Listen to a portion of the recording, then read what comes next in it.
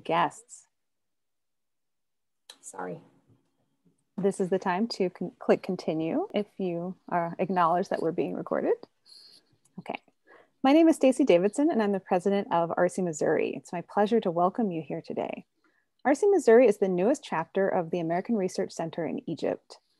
We launched in April 2020 with the mission of celebrating and sharing the culture and history of Egypt from the ancient through Islamic periods with Missouri and its neighboring communities.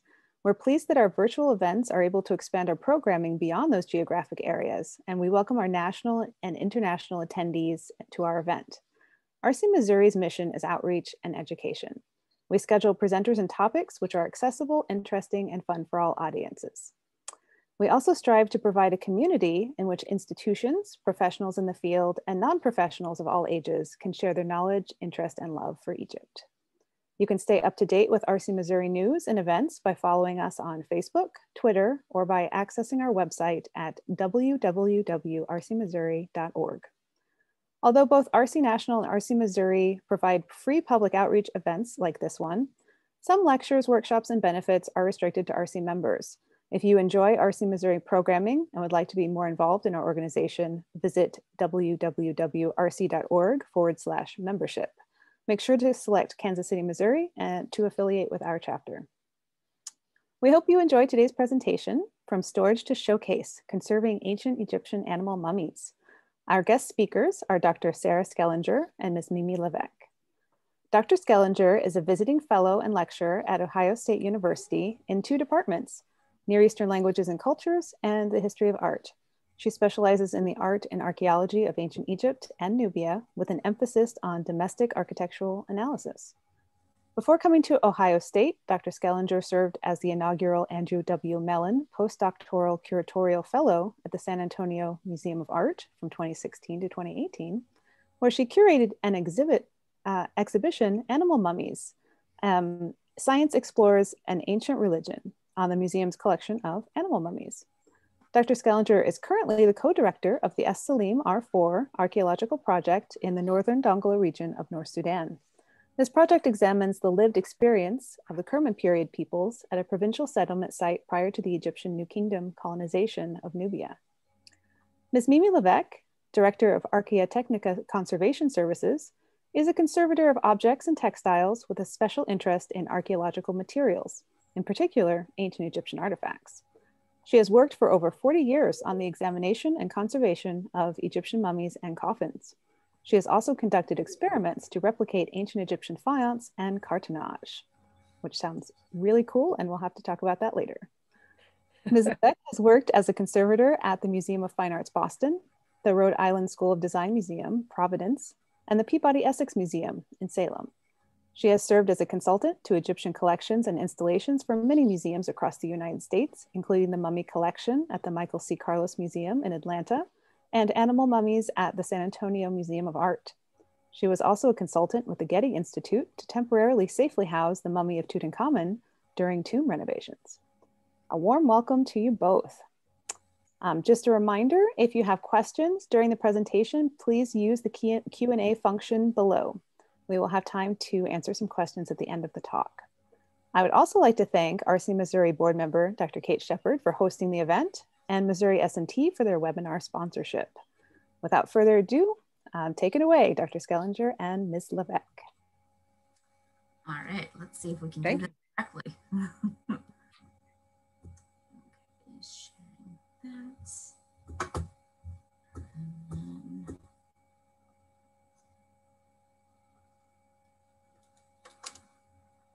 All right, so first of all, we would like to thank ARCE Missouri, Kate and Stacy for inviting us to present on our work with the animal mummies from the San Antonio Museum of Art.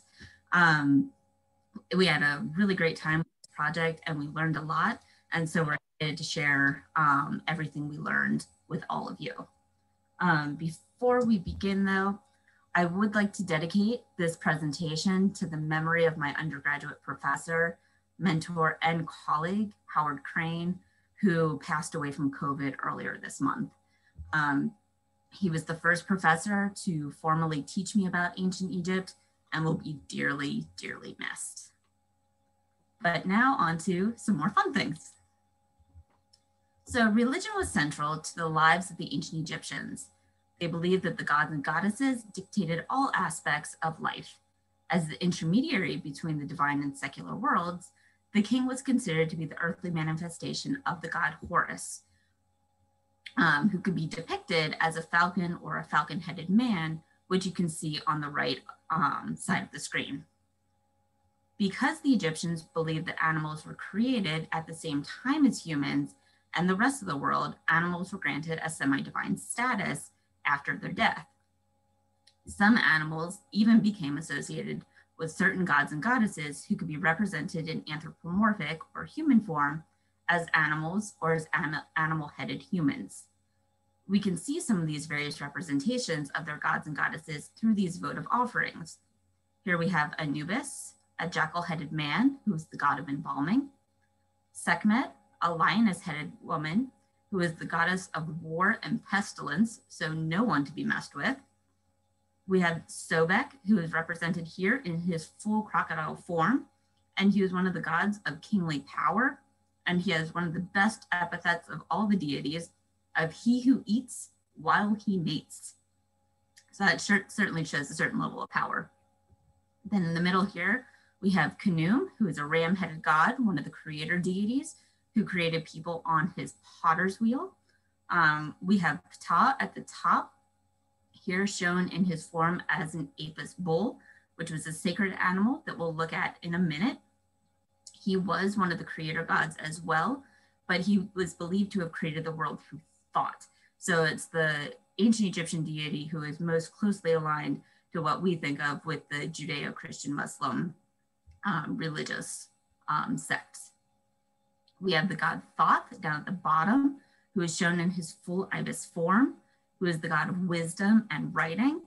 And then we finally have Bastet here, who is a cat-headed woman, a goddess associated with motherhood, who protected the home and children, and could also sometimes serve as one of the calm counterparts to the goddess Sekhmet. The ancient Egyptians created 4 primary categories of animal mummies. The first category is victual or food offering mummies. These mummies were entire animals, such as the goose that we can see here, or parts of animals, such as a haunch of beef, that would be mummified and placed into the tomb to serve as sustenance for the deceased.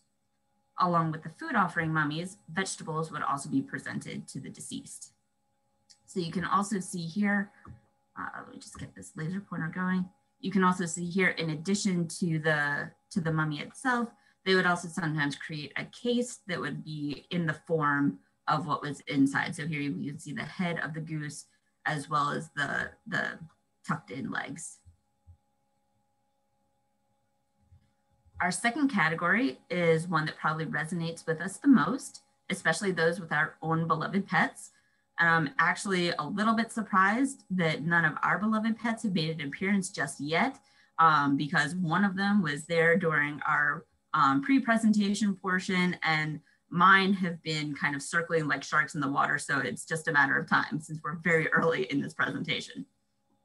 But these animals as a whole were mummified and placed in the tomb of their deceased owner. Some owners even had coffins made for their pets that we can see here. So we have the one on the left side where it's actually in the form of the gazelle. And then the one on the right, which is one of my personal favorites, because the text states that the Prince Thutmose named his cat Mew, which is also the ancient Egyptian word for cat. So he quite literally named his cat, Cat. As I briefly mentioned earlier, sacred animals are in a special category of mummy. These animals were chosen based on a set of specific and unusual markings because they were believed to be the earthly manifestation of the god. Unlike votive mummies, which we'll look at shortly, sacred animals were well cared for and lived long lives. They were brought out for participation in festivals, and upon their natural deaths, were mummified and given a state funeral. After the funeral, the priest would travel the country and identify the animal to which the divine essence had been transferred. This animal would then be taken back to the temple, to the cult temple, and the process would be repeated. The final and largest category of mummies discovered are votive offerings. These mummies, or these animals, were born and raised in the temple precincts of the god or goddess to whom they were sacred. So petitioners would go to the temple, purchase a mummy, and dedicate it to the god or goddess. The priest would then take the offering and bury it in a nearby catacomb. This practice became quite popular, particularly from the Third Intermediate Period through the Roman period, when millions of animals were raised, sacrificed, and dedicated to the various deities. Here you can see a votive mummy of a dog, now in the British Museum, that probably would have been offered to the god Anubis. The map shows several animal mummy cemeteries throughout Egypt, and as you can see, they mummified a range of animals from tiny scarab beetles to larger animals such as rams and baboons. This last category of animal mummy is the corpus in the San Antonio Museum of Art. A second type of offering was a coffin, typically made of bronze, that contained an animal mummy. These coffins were offered when a person needed a favor from the gods, especially during festivals when the deity was honored. Inscriptions on the coffins, when present, were limited to the donor's name or a short petition. This combination of the votive bronze coffin and the animal mummy created an enhanced offering. So we can see various offerings such as the human-headed snake coffin, represented to one of the other creator gods, the god Atum. We have the cat again for Bastet. And on the left-hand side, we have this stunning lioness-headed goddess who was possibly dedicated to the goddess Wajet and would have contained an ichneumon or a type of mongoose mummy originally, but unfortunately that mummy was lost long before the coffin entered the museum. So now onto our mummies. The animal mummies at the San Antonio Museum of Art were gifted and bequeathed by two donors. We have Gilbert M. Denman Jr., a San Antonio lawyer and philanthropist, and Beryl McCleary, a collector from Houston, Texas, who lived in Egypt with her husband and 4 children from 1963 to 1967. Mr. Denman was an active donor to the museum and was instrumental in establishing the museum's collection of Egyptian, Greek, and Roman art. In 1991, he gifted a collection of crocodile mummies and a cat mummy to the museum. After his death in 2004, the museum received 2 Ibis mummies that Mr. Denman bequeathed to the museum. Mrs. McCleary's husband, Hank, worked in domestic and international petroleum exploration as a geophysicist with Amoco Oil Company. During their time in Egypt in the mid-1960s, the McClearys purchased the falcon mummies. In 2003, Mrs. McCleary gifted them to the museum. Through a partnership between the museum and the radiology department at University of Texas Health San Antonio, I organized the X-ray imaging and CT scanning analysis of the animal mummies, which occurred on April 2nd, 2017. It was through these tests that what lay underneath the wrappings was revealed. X-ray imaging has been used to study ancient Egyptian mummies since the late 1800s and has allowed researchers to examine the contents of the mummies without unwrapping and damaging them. Additionally, CT scanning allows for an enhanced imaging since it provides a 3-dimensional rendering of the bones. So the X-rays were completed first so we could get a quick idea of what each mummy contained and to determine if there were any foreign objects inside, especially metal, since it can interfere with the CT scan. In addition to the team of radiologists, of whom you can see one here, that's Yvette Garza, we were joined by the Director of Veterinary Care from the San Antonio Zoo, Dr. Rob Koch, who you can see in the bottom left, who came to assist with analyzing the results of the test. He was particularly helpful because he is an expert in birds and reptiles. We'll look at what we found inside in just a few moments. Following the x-rays, the mummies were taken down the hall and placed in the CT scanner.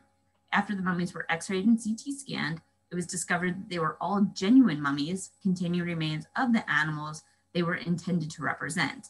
This was an exciting find given the occasional ancient Egyptian practice of mummifying partial animals or a collection of bones to represent a whole animal.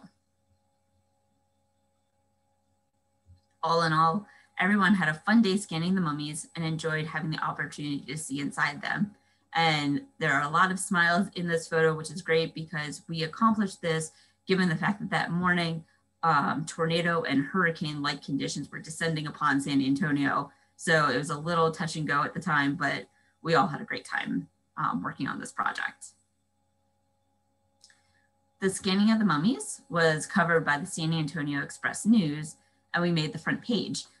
This was not only great press for the study of the mummies, but also for the upcoming exhibition. Now on to what we found, because that's the exciting part. Please note that unless otherwise stated, all images of the mummies are post-conservation photographs. As part of the project, the museum was awarded an ARCE Antiquities Endowment Fund grant, which allowed us to hire Mimi Levesque of Archaeotechnica, who really did a fantastic job treating all of the mummies. Thank you. You're welcome. This mummy contains a falcon that was tightly wrapped in linen. The linens were saturated with oils and resins during the mummification process. Over time, after the falcon was excavated, the wrappings were damaged or removed, causing the claws on the right foot, the beak, top of the head, and some feathers to be exposed. Although it's sad that the damage occurred to the mummy, it was really exciting to also see what was inside for ourselves. So you can see some of the feathers here and the top of the skull, and even just a little bit of the beak peeking out here. The mummy has a somewhat squat appearance externally, which can be seen in the x-rays by the position of the legs. So we can see it's a little thicker in the middle than the next falcon we'll look at. They have been folded up at the side of the torso and wings, and this position has been reported in many previous cases, although why birds were mummified in this way remains unknown. The bundle retains the length of the bird through the position of the tail feathers, which we can see here, and the skeleton appears to be complete and articulated. There are no obvious fractures, but the cervical spine is presenting in a curved position, most likely due to the positioning of the bird during the mummification process. This mummy was also accompanied by a clay jar for burial. When preparing the animal mummy for burial, it would have been placed inside the jar with the lid sealed using gypsum mortar. Based on the shape of the container, this falcon and jar probably came from the falcon catacombs at Saqqara. Here we can see the jars in their original location inside the animal mummy catacombs at Saqqara. So these niches projected off the main corridor and housed the jars containing the animal mummies. The jars would have been placed on clean sand, and even each layer of jars was separated by an additional layer of sand. Due to the jars having a conical shape, they were stacked in rows alternating between the wider and narrower ends, so each layer would be roughly horizontal. As you can see in the photo on the left, they were stacked beginning at the back of the niche, and once one stack was finished, a layer of mud plaster was used to close it off, and a new stack was begun. This process would be repeated until the niche was filled and subsequently sealed, and you can see one of the sealed, unopened niches right here. This mummy contains a complete skeleton of another falcon wrapped in linens that were covered with oils and resins. The outermost layer is tightly woven, making it impossible to see a sufficient amount of the inner layers to determine how many layers or weave types were present. The linen is abraded in various areas, exposing the tip of the beak, which is unfortunately hard to see in photos, but it's just this little bit up here. The x-ray of this mummy shows the falcon positioned with the wings folded in close to the torso and the legs outstretched. So you can see it's much more elongated than the last mummy we just looked at. The limbs are bent slightly at the joint of the lower legs, and the skull appears to be pointing upwards from the neck, but no fractures or pathologies are visible. The final falcon mummy was also tightly wrapped in linen that was coated in oils and resins. There are at least 4 separate weave types visible through the areas of damage. So you can see the different weave types, particularly in this section. The fabrics and wrapping techniques of this mummy are similar to the first falcon. The falcon is positioned in a peculiar manner. It is possible that the limbs have also been arranged in a manner similar to the first falcon, or the limbs were removed and replaced in an incorrect anatomical position at the time of mummification. It is difficult to determine if the x-rays from the x-rays, which is the case. It also appears that the bird has been decapitated through the cervical spine with the head and neck replaced in a different position. This was a common way of killing the birds in preparation for mummification. There's evidence for some material, either bones or feathers, present to create the length of the bundle. So the legs end about here, and then we have the feathers or possibly some bone forming the rest. The next group of mummies arrived in an unusual package. A collection of neonatal or baby crocodiles were donated to the museum in 1991. They were received in a Hofnar cigar box with a note affixed to the lid reading, "A fine group of mummified baby alligators, Egypt, Saite period, circa 650 BC. Along with the mummies, the box contained strips of linen and rope." The x-ray of the first crocodile, actually the first mummy that was x-rayed for this project, revealed a small neonatal crocodile with a bent tail. The animal was bound tightly at one end, where you can see the skull on the far left side of the image. So down here. The other side of the bundle was radio opaque, meaning we could not make out what composed the right side of the mummy. X-rays of animal mummies from other museums have shown multiple mummies wrapped with, or multiple animals wrapped within one bundle. So it's possible that this one also contains a second baby crocodile, but we need to wait until future more precise technology is available to make it through all those layers of oil and resin. This mummy fragment was wrapped with 2 layers of linen and bound with linen strings. The inner layer of linen is an open weave, which appears coarser, and the outer layer is a tight weave, which appears finer. The linen is stiff and brittle due to the coating of oils and resins. The x-ray revealed the partial skeleton of a neonatal crocodile, including the tail, the hind limbs, and part of the spinal column. The head and forelimbs are not present. Due to the loose appearance of the linen on the mummy, it is possible that it suffered damage, which resulted in the loss of the upper part of the skeleton. Based on the similarities between the linen and the bones present in the x-ray, the smallest of the crocodile mummy fragments, 9180-110D, was rejoined with fragment 9180-110B, making a complete neonatal crocodile. The final crocodile mummy was wrapped with 2 layers of linen with an open weave inner layer and a tighter weave outer layer, similar to the other crocodiles in the collection. Once again, oils and resins have caused the linen to become stiff and brittle. The x-ray showed that the mummy is composed of the partial skeleton of a juvenile crocodile, including the head with teeth, forelimbs, and part of the spinal column. The tail and hind limbs are not present. Given the loss of the linen and that the crocodile was broken in half, the scales of the underbelly of the animal are visible, which makes this piece one of my personal favorites. I just love looking at the little underbelly scales. This Ibis mummy was excavated from the Ibis cemetery at Abydos in 1914. It is arranged in one of the 2 classic poses for Ibis mummies, with the skull and beak positioned to lie on top, creating an S-shaped spine. The outer wrappings originally had a pattern of alternating light and dark linen strips, but most of the dark linen had deteriorated and become lost. The darker strip you can see here, so this one right here, is modern linen added during the conservation process.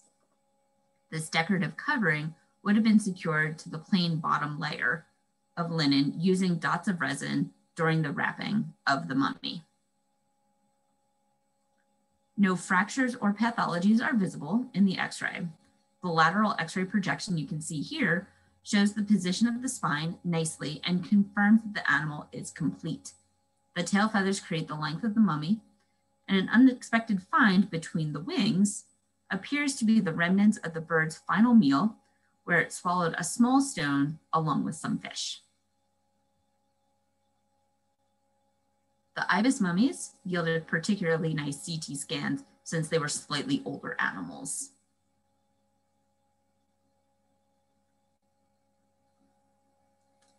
Our second Ibis mummy was also excavated from the Ibis Cemetery at Abydos in 1914. It is arranged in the other classic position for Ibis mummies, forming a conical bundle with the beak extended to form the pointed end. The outer wrapping layers were decorated on the upper side with two geometric patterns. The first by alternating dark and light striped sections, so you can see those, at either end of the mummy, and the second by interweaving 5 narrow light and 5 narrow dark folded strips over a natural linen core, which make up this central portion. The bottom and sides of the mummy were covered with an outer wrapping of a fine linen fabric that was adhered with a resin or oil and resin mixture similar to the previous Ibis mummy. The X-ray reveals that the body is highly compressed. The embalmers would have taken the head and the neck end and pressed it down toward the belly of the animal during the embalming and subsequent wrapping process. If we follow the tip of the beak, which is located at the narrow end of the bundle, we can see the skull in the center. Similar to the previous Ibis, this mummy also yielded nice CT scan results, again, probably because it is an older animal. I will now hand it over to Mimi to discuss the conservation process. Thank you. During the 40 years or so that I've been working with mummies, I've developed guidelines for their ethical conservation treatment. Unlike other objects treated by conservators, mummies were once living beings. Therefore, it's important to treat them with respect as individuals. While not human, I feel that animal mummies in museum collections should be treated with the same care. Treatment on mummies is intended to first and foremost stabilize the mummy to limit further damage. In the past, mummies were frequently unwrapped or mishandled, even in museums, leading to breakage and loss of information. It's important to restore dignity to the mummy. This can be done by cleaning to remove non-original material, such as dust and soot, from storage or exhibition, by re-articulating the bones where possible to be able to return the mummy to its original form. By reattaching detached pieces, we know that the Egyptians wanted the mummies to remain intact. By reintegrating linens and trappings like shrouds or cartonnage coverings or bead networks. By maintaining all original material with the mummy, regardless of how small. I want to avoid damage due to treatment methods and materials, as well as to permit future research and intervention. To avoid altering or obscuring details of wrapping and mummification, I don't want to fool anybody with the work that I'm doing or to change the original appearance of the mummy. I want to ensure that all additions can be completely removed without altering any original material. In the past, irreversible adhesives or other harmful materials like rusty pins were used to treat mummies, making them less stable with time and preventing research on the materials of mummification. I will not be the last to study any mummy, so I need to make it possible for newer methods in the future to be used. While I worked on all of the animal mummies for the exhibition, the extensive amount of treatment required by the cat mummy makes it the best example to show this approach to mummy treatment. The cat mummy was purchased by Gilbert Denman Jr. in 1970 from an auction held by Christie's in London, where it was sold along with the crocodiles, as well as date pits and other ancient vegetal remains. The mummy was donated by Mr. Denman to the museum in 1991, along with the crocodiles, but due to its deteriorated state, it was placed into storage. Just as when treating other types of objects, it's critical for a conservator to have as much information about mummies as possible, to understand the complexity of construction and the potential condition issues before beginning a treatment, to avoid damaging fragile materials. The information gained by X-rays and CT scans is incredibly helpful, really indispensable, when developing a mummy treatment. Scans and X-rays can reveal internal damage that might be obscured by the wrappings and allow the mummy to be examined by the conservator even before touching it. In the case of the cat mummy, the X-ray confirmed the presence of a feline skeleton, but it had suffered extensive damage, especially to the midsection, leading to the unusual curled shape of the bundle. Some of the upper body remains articulated, the skull is mostly intact, and the vertebrae appear to be still in the correct positions. One humerus is fractured mid-shaft, and the lower legs are folded backwards at the knee joint. Some of the leg bones are missing, but the lower portion of the bundle contains a jumble of disarticulated bones, including ribs and toes. Really just a mess down there.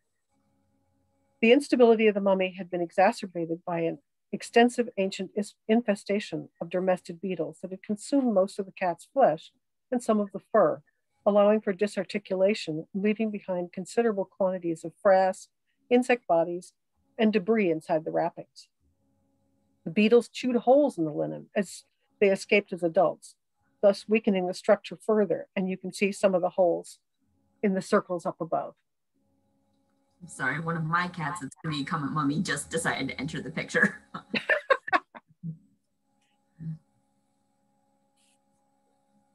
Based on the X-rays and the extent of the damage that they revealed, it was clear that the curled position of the cat was not original. Rather, the cat mummy was intended to be presented stretched out. So my first task was to straighten it out slowly to be able to examine the wrappings in detail. In this slide are 2 steps in the opening out of the mummy. As suspected, the linens were in poor condition. The embalmers had wrapped the mummified body of the cat spirally in 2 layers of linen strips that originally had overlapped, but now were loosened and had separated, creating gaps that allowed bits of the mummy to fall out. An outer shroud that we will see more of shortly was fragmentary. It had been made of a more densely woven fabric and must have secured the mummy into a tight bundle when it was complete. The head had been covered by a short red fabric, still intact, but now frayed, and bound at the neck by narrow linen straps that appeared to have been rewrapped and tied there at an unknown date. You can see how loose the wrappings are by the amount of debris that's fallen out onto the table in the lower slide. A clearer picture of the original mummy had begun to emerge. Here's an X-ray of a similarly embalmed cat mummy at the University of Pennsylvania Museum, and the sketches that I made to show the original positions of the inner wrapping layers of our cat. The first was a woven inner layer, now only fragmentary. That fabric was a well-worn old cloth even in ancient times, and it had sewn repairs that you can now see on the lower left. It was followed by the short red cloth over the head that you can see in detail above. And then a second denser linen layer was wrapped from the neck down. For every mummy that I treat, I always document the textiles, recording wrapping patterns, thread counts, and any interesting features in order to add to our knowledge on mummification. And you can see the thread counter that I use on the red fabric above.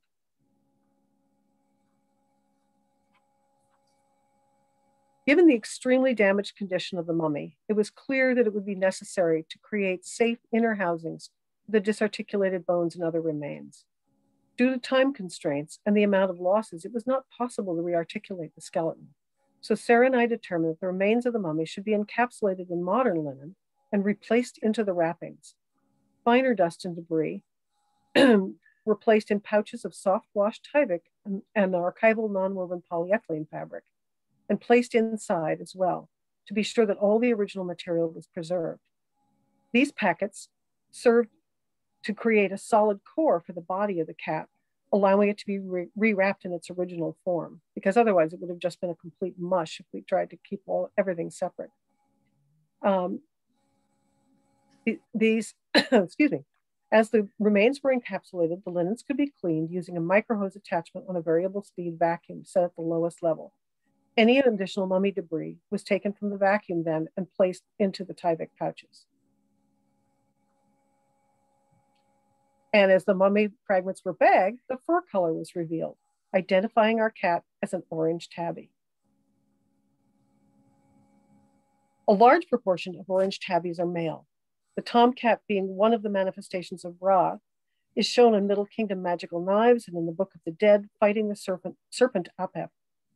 Given his orange fur and tough past, this cat mummy has been affectionately nicknamed Oliver, after the character in the Disney movie Oliver and Company.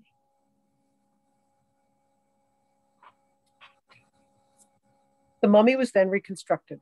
The packets were positioned and the original linens rewound over them, as you can see in the image in the upper left. A transparent covering of silk crepeline that we dyed with tea to match the outer wrappings of the outer linen layer were sewn around the body from the neck down. And you can see in the slide on the upper right, the seam of the crepeline wrapping. The straps that had been tied around the neck were untied and removed. They were narrow strips of linen, folded in thirds. Some were in good condition, but others were fragmentary. It was possible to determine their original positions on the mummy by visible surface changes on the linen wrappings. Strips of modern linen were inserted into the folds to strengthen them and in some cases lengthen them, allowing the straps to be replaced in their original positions. These additions were not sewn or adhered to the originals so that they could be safely removed in the future. Where the original straps were completely missing, modern ones were created to replace them since they were critical to the stability of the wrappings. The shroud fragment was positioned on the front, secured but not being abraded by the straps, as you'll see in the next slide. Despite the reinforcements, we felt that the mummy was still not sufficiently stable on its own. It was just too flexible. So we decided to create a solid support that would allow safe handling, but be as unobtrusive as possible. I created a rigid papier-mâché support covered in linen, much like a cartonnage coffin base, and it was secured to the mummy with 2 modern linen straps, and the treatment was complete. All the materials used in the treatment are safe and stable. All can be removed without damage to the mummy if retreatment is ever required. And now back to Sarah. Thank you. During treatment, the fragment of coarse linen outer covering was revealed to have been the remains of a painted shroud, something extremely rare in animal mummies. Given this find, we performed multispectral, specifically ultraviolet and infrared photography on the shroud to determine if additional traces of paint not visible under regular light could be detected. The ultraviolet photography highlighted the red and black pigments forming the diamond pattern that you can see here. And it showed us that the diamonds were outlined in black and filled in red, but then there was an inner circle that was outlined in black, but not filled in with red. You can see here also that the colors really pop under the UV light. In addition to the preserved red and black pigment, there were traces of Egyptian blue in the oblong portions of the shroud. So here we can see the diamonds, and then these are the oblong portions along here. Minute traces of the Egyptian blue, circled in red, were visible to the naked eye. This pattern of tubular beads was designed to mimic a faience bead net dress, which was a common covering for human mummies. The original number of straps and their positions are not certain, but there are indentations and abrasions on the painted shroud that indicate that at least some of the bands had been tied horizontally, with one vertical band used to secure the mummy. So you can see, again, an enhancement from the image that Mimi was showing with the stages of the wrapping of the mummy. Infrared photography confirmed the presence of Egyptian blue on the shroud because Egyptian blue is one of those wonderful pigments that fluoresces or glows under this type of light, revealing more traces of the pigment than could be seen with the naked eye.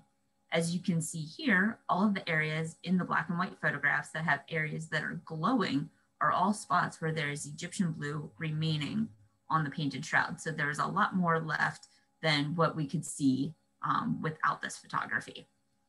The ancient Egyptians used Egyptian blue, which is the world's oldest synthetic pigment, to color various objects, including stelae, papyri, mummy coffins, and tomb walls. One of the materials used to create Egyptian blue includes copper, and the amount of copper present produced varying hues of blue from light to dark.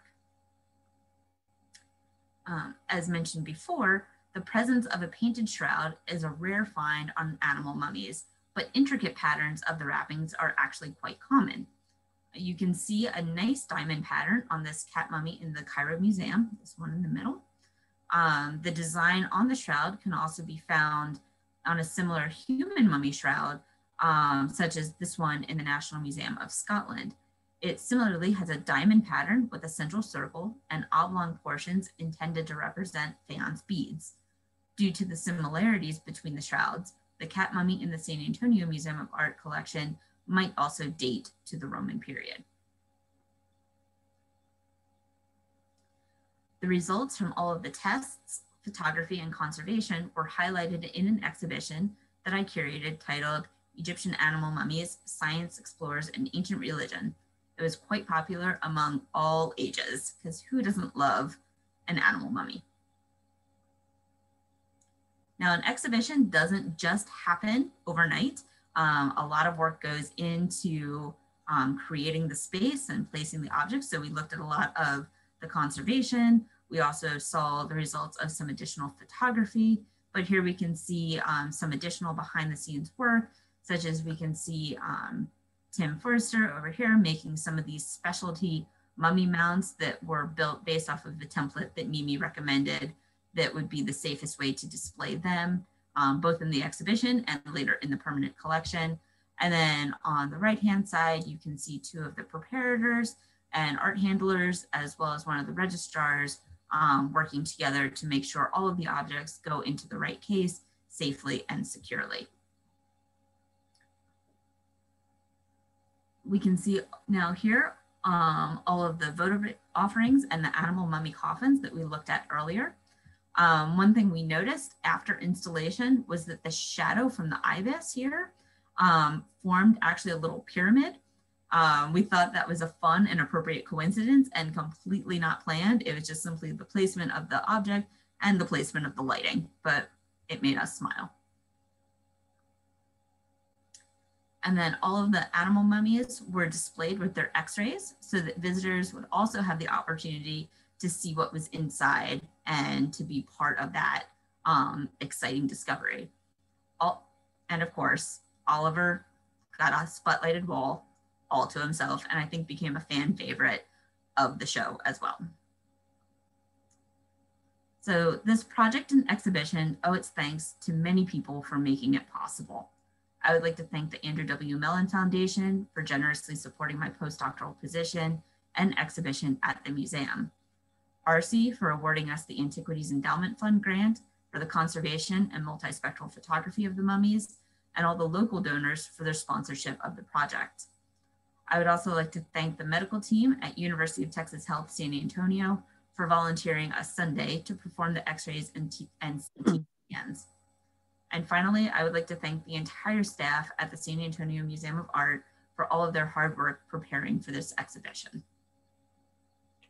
And I'd like to thank Sarah Schellinger and Jessica Powers, the Gilbert M. Denman Jr. Curator of Art of the Ancient Mediterranean World, for inviting me to work on these mummies, and to ARCE for awarding the grant to make the work possible. All right, we are happy to take questions. Absolutely. Thank you both so much for that. There we go. Hi. That was fascinating. Okay, so I already have a few questions. And the first one is from Ibrahim Hamed Mohammed.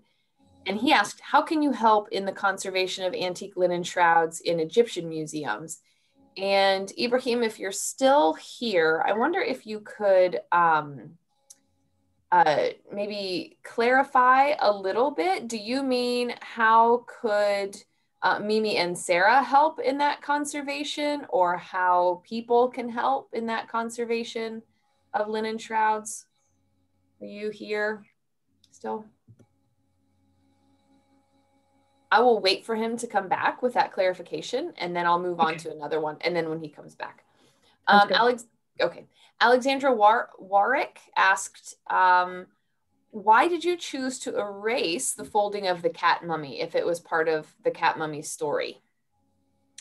Because it could never have been stable if it had stayed rolled up like that. And it is pretty likely that that was done by, certainly not in antiquity. It was done much later, and probably by the dealer, by whoever it was that got their hands on the mummy after it came out of the tomb, because it was not originally made in that position. And furthermore, by documenting the process from what it did look like to what it became, it doesn't take away its story. We just made it so that the story could continue. That makes a lot of sense. Thank you. Okay. So our next one is from Julia Troche. For Sarah, what was the most important discovery about the mummies based on the scientific imagining and other investigations? Definitely the fact that we actually had complete animals. I mean, barring the fact that the one crocodile was broken, but it was broken before it ever came to the museum. None of the damage, and I hope we made this clear, none of the damage occurred at the museum. It all occurred well before that. Just finding the fact that all of the mummies were genuine animals. And I know I briefly touched on this, but didn't elaborate on it, that the practice of mummifying animals for these votive offerings became so prolific that many animals started to become either extinct or on the verge of extinction. And so priests over time would start to just take bits and pieces of an animal, wrap it, and put a nice little mask on it to show what animal was intended to be inside. And so it's uncertain whether they were intentionally trying to dupe the petitioner or they were trying to just prolong the ability to have these offerings, because the Egyptians were very big into symbolism. So as long as it had a bit of an ibis with an ibis mask on it, that was good enough. So we were very excited when we found out they were all complete. Nice, very nice. And we had a quick comment that came in from, I think, Yole Kierpenstein, saying stones are common in bird stomachs. They help with digestion. Mm-hmm. Okay. That's what we thought it was part of his last meal. Okay. So thank you for that. Okay, so Ibrahim, and there's a second question coming from Julia for Mimi, but Ibrahim came back in and said, yes, he's got a very specific question for both of you. Would you be able to help in conservation of antique linen shrouds and participate in a paper about that? So what I can do is connect the two of you, because Ibrahim, I have your email address because you registered. And so I can share your email address with Mimi and Sarah. Yeah. Okay. Be delighted to help. Great. I am, before I go on to the next one, I'm going to write that down so I remember to do that. Okay. Great. I love when people get connected this way. This is awesome. Okay, so second question from Julia is for Mimi. Through your hands-on work with the mummified remains, have you been able to observe technical or embodied insights that might indicate unique approaches that the ancient Egyptians might have taken in making these mummies, or anything surprising for you in your investigations? Well, first of all, every mummy is unique and surprising, despite the fact that there were thousands and thousands of some of these animal mummies. I've never worked on two that were exactly the same. So that's just astonishing to me, because somehow I would picture it as a kind of an assembly line in the temple where they were just, particularly the cats, kind of cranking them out. But that's never been true to my relationship with them. And I think, the technique of mummification of humans changes so much over time. This kind of votive animal mummification is a much more compressed period of time in Egypt, but still, there's just so many interesting things to learn from them. Even as Sarah says, the fact that whether there is or is not an actual animal inside makes a huge difference in how they were mummified. Yeah. Does that help? Oh, yeah. I'm answering for Julia. Yes, it does. Yes. That was neat. If I can, I would like to also point out that these were Mimi's first animal mummies, that she has extensive experience with human mummies. Oh, actually not the first, but oh, not the first. I but thought some of the most extensive. That cat was yeah, that cat was something. was something. Yeah, no, I worked for many years at the Museum of Fine Arts, so I did quite a few animal mummies there. Okay. Right. And we've got a few questions, especially about the cats. So I've got a two-part question from Dawn Acevedo. I think I've pronounced her last name correctly. She says, thank you for the fascinating presentation. Were the animal carcasses treated with embalming agents prior to mummification? As well, it depends on the animal that we're discussing. Some of the larger animals, such as your, first of all, your sacred animals, and then your larger ones, such as like the baboons, the donkeys and such, the rams, they would have been embalmed in the more traditional manner. So with the use of natron and then softening them up with oils and resins to be able to get them into position. With the smaller animals, particularly with the falcons, it would have been, I guess, economically prohibitive, if you will, to spend all of that time embalming, like doing an extensive embalming of something that small, because this was in the end an economic practice in addition to a religious one. And so, for example, like the falcons, they would kill them, and then they would just dip them in hot resins and everything, and that would start the process. Wow. So yeah, it depends. And obviously the tiny little scarab beetles, you're just going to dip them as well. So it depended on the size of the animal. Yeah, and you can see that a lot of the animal mummies have very sticky, resinous, oily, resinous wrappings. You know, that just helped to kind of keep it all from decaying quickly. Huh. Wow. Thank you. And then the second part of her question is also, how are the conservation treatments documented for the various mummies, if they are? I make very thorough reports. It's photo documented throughout the entire process. And then I do a complete report of every step of the way on every mummy or any other object that I work on. And so I keep a copy goes to the institution, and then anyone else who is interested from my point of view is welcome to share in reports. It then becomes the institution's choice of how to share that information.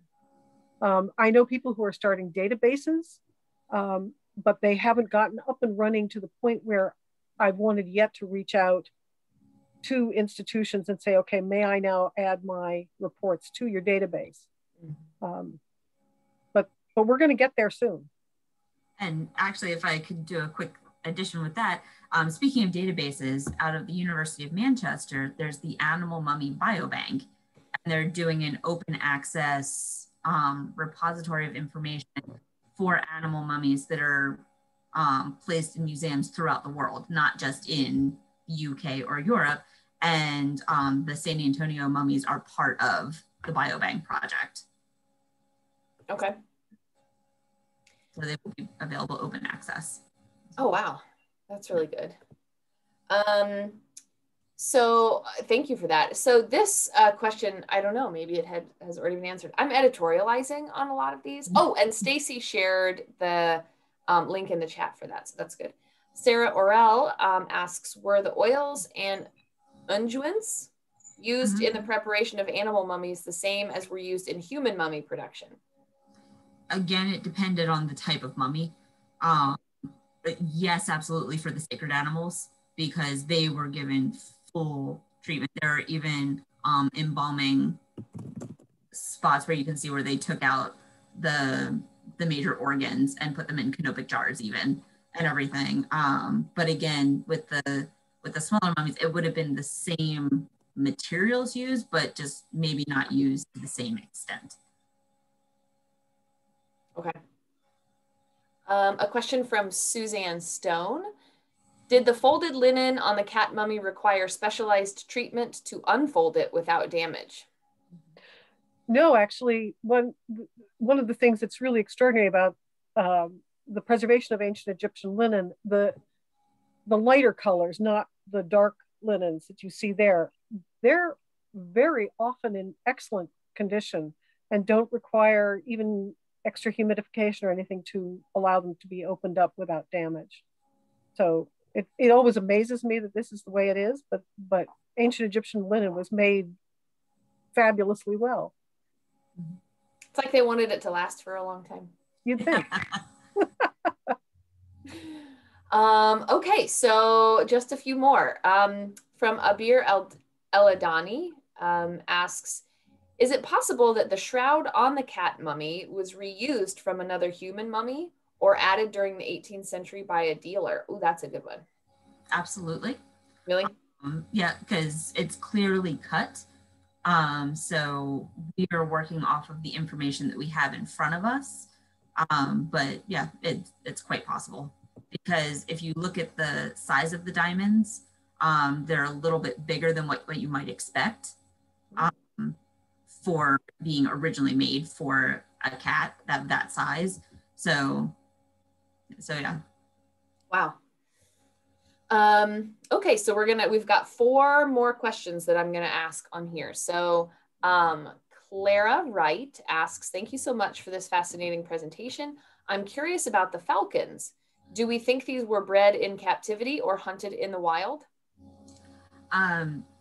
It's a little uncertain when it comes to the falcons, actually, because they don't do well with being bred in captivity, but trying to hunt them in the wild would have been a secondary challenge for how many have been found in these catacombs.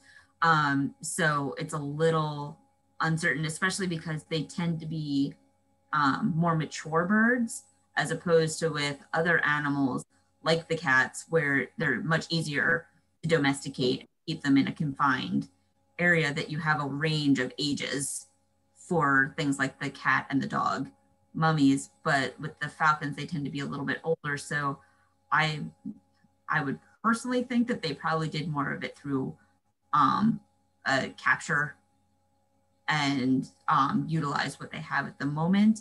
But I mean, they didn't tell us what they did, so we can't, it's pure conjecture. Okay, thank you.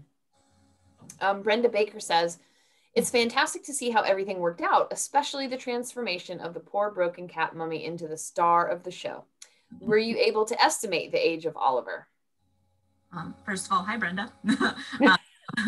I think when Selima took a look at the bones, I think she estimated that he was about a year and a half, I think. Yeah, she definitely. Yeah, he was an adult. Yeah, but like a young adult. Right. Not like a full adult. Okay. Alexandra Warwick asks, the work you did on the cat is very impressive. I've heard that some book conservation techniques are starting to be utilized in mummy conservation. Is this something you would consider? What does that mean, book conservation techniques? I'd be interested to know what that means. Okay. Is that, in other words, is it referring to treating the skin, like the treatment of leather using resins like Clucel or something? I don't actually, I'm not quite sure what that question is asking. Okay. If she comes back on, then if she comes back on with a clarification, I'll bring that up. Yep. And then we've got 2 more. The first one is from Maria Deletta Publico. And I think, Stacy, if you could find a link, that would be great. It says, thank you for this interesting presentation. I'm especially interested in the cat mummy, as we all are. Is there a website where I can find a record as well as some pictures of these artifacts? Would it be at the San Antonio Museum of Art? Yeah, I do know that the cat mummy is now part of their online collection. So it's just samuseum.org. Okay. It's been a while since I've been on the museum's website, so I don't know the extent of what the record is, but I know that it's at least on the website. Perfect, thank you. Okay, the last one that we have time for is from Michelle Rader, and she says, first of all, thank you. This has been fascinating. Do you have general guidelines on the length of time it is safe to exhibit these items? I think, didn't we estimate, given, especially with how fragile the cat is, approximately 6 months? Okay.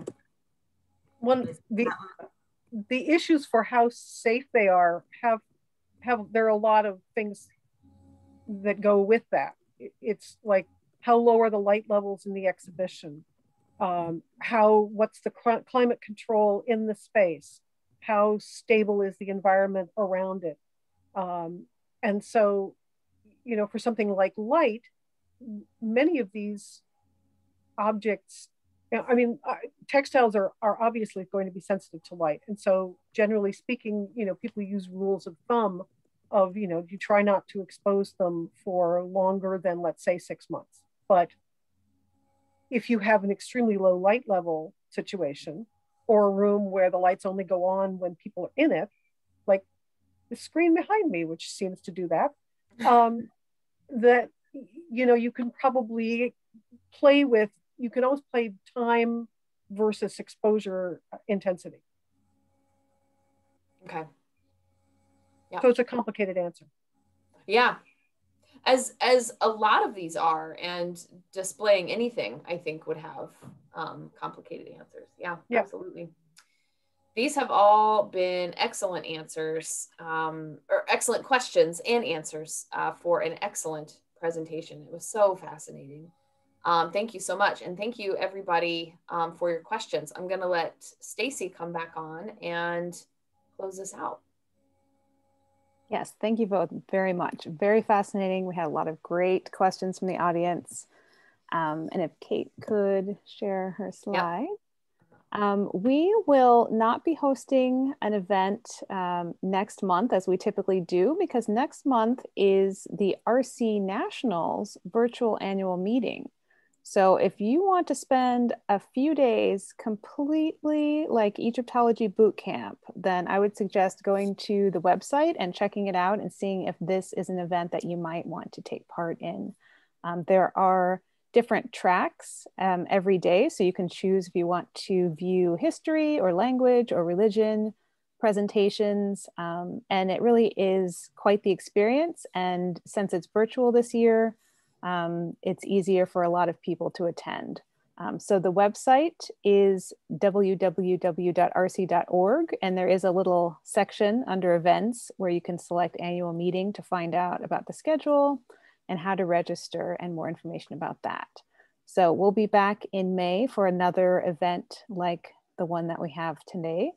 And I hope that you'll be able to join us in the future. So thank you very much and have a wonderful rest of your day.